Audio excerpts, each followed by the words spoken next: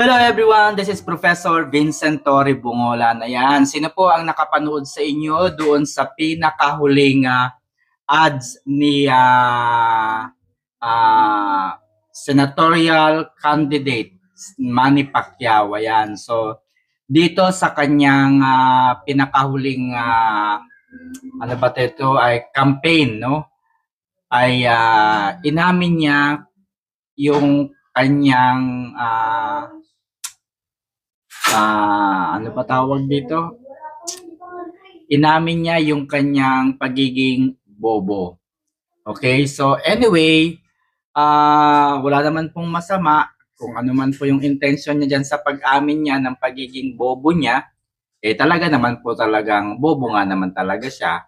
Una, nung mga nakaraang eleksyon, sinabihan lamang po siya na magaling siyang kumanta, gumawa po ng album para saka siya nagkakanta-kanta kasi nga may nagsabi sa kanya na magaling siyang kumanta.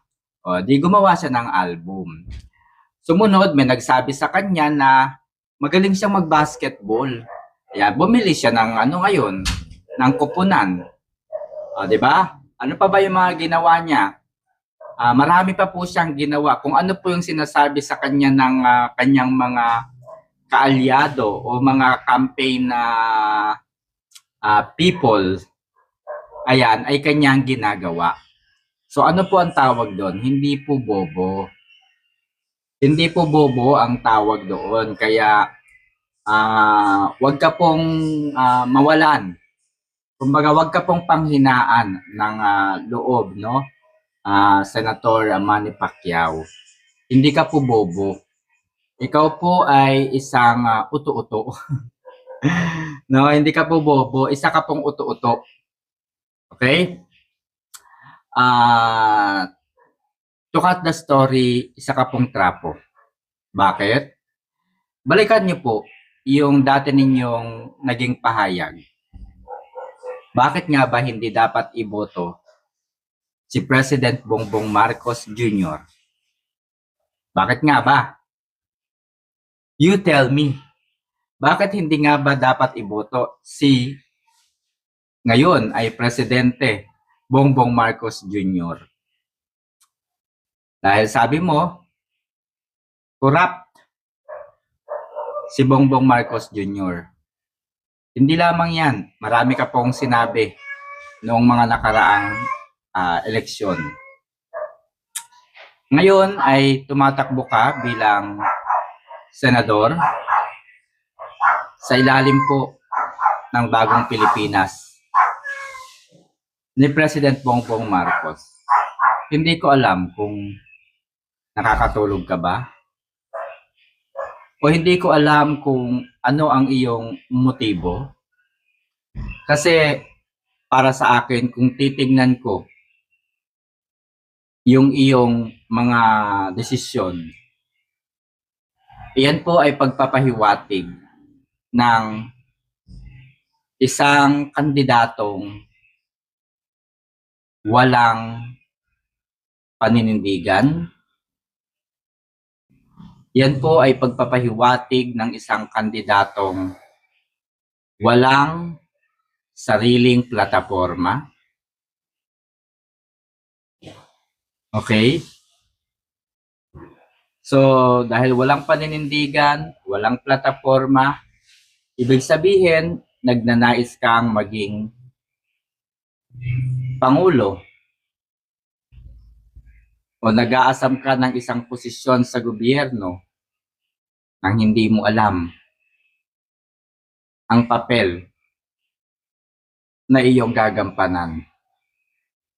Siguro kung gagawa ka ng advertisement, hindi mo kinakailangang sabihin ang mga bagay na nagawa mo sa mga Pilipino. Hindi mo kailangang ipagmalaki, ipagmayabang, lalo na't kung ang iyong pinagmamayabang ay hindi naman bukal sa puso. Kasi naniniwala ako na kapag ang pagtulong ay bukal sa puso, hindi po yan pinagyayabang. Hindi po yan pinagkakalat.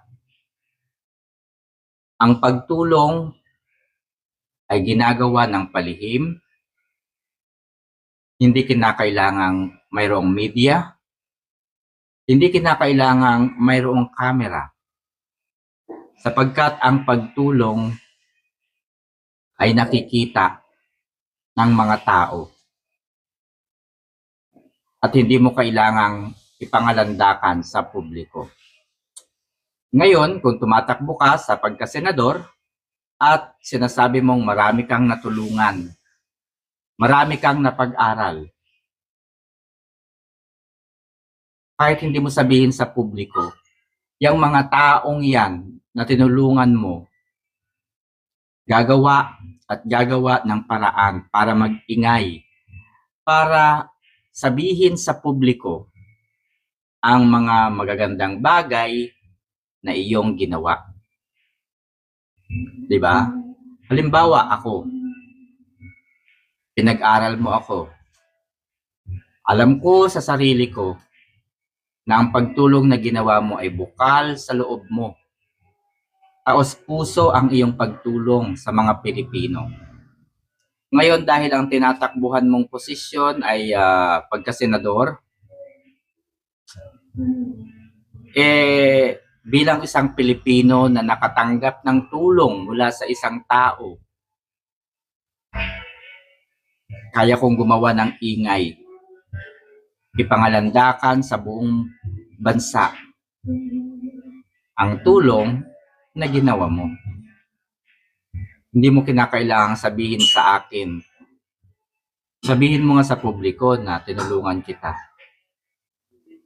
Dahil ang mga Pilipino po ay gising na at hindi po basta-basta naniniwala sa mga pakunwaring pagtulong. Kaya mga kababayan, sa darating na halalan bukas, mag-isip po kayo. Tumatakbo po sa legislative branch of the government si Senator Manny Pacquiao. Nagpunta po siya rito sa bayan ng Quiapo, pero hindi na po siya nagbigay. Bakit? Dahil alam na po niya sa sarili niya na siya ay mag-aaksaya lamang ng pera at hindi rin naman siya mananalo. Magbigay man siya ng pera o hindi na po siya mananalo. Bobo ako. Ako yung bobo na mahigit 50,000 na scholar ang napag-graduate ko. Karamihan sa kanila ngayon ay nakakapagtrabaho na at umasinso sa buhay. Maraming salamat po, Sir Manny. You gave us a future when we thought we had none. We are just one of the thousands of families whose lives have been forever changed because of the scholarship program of Sir Manny Pacquiao. Ako yung bobo. Mahigit 2,000 bahay ang ipinamigay ko libre sa mga mahihirap. Inumpisahan ko lang dito sa lugar ko para makita ng tao yung programa natin na libreng pabahay, kahit piso wala tayong sinisingil. Ako yung bobo. Mahigit 2 bilyong piso ang napamigay ko. Noong panahon na kailangan ako ng mga kababayan natin dahil sa pandemya. Manny Pacquiao allocated significant assistance to help those impacted by the pandemic. Ako yung bobo dahil mahigit 200 milyong piso ang naitulong ko sa mga mahihirap na may sakit. Ako yung bobo dahil mahigit 200 milyong piso na pangpuhunan sa mga mahihirap na bawat pamilya. Manny Pacquiao helped by providing funds for poor families and those suffering from illness. Oo, ngayon, inaamin ko na ako ay bobo. Buksingerong obses na mabigyan ng oportunidad ang mga mamamayang Pilipino na naghihirap. Manny Pacquiao number 50 sa balota. Ibalik ang bobo sa Senado.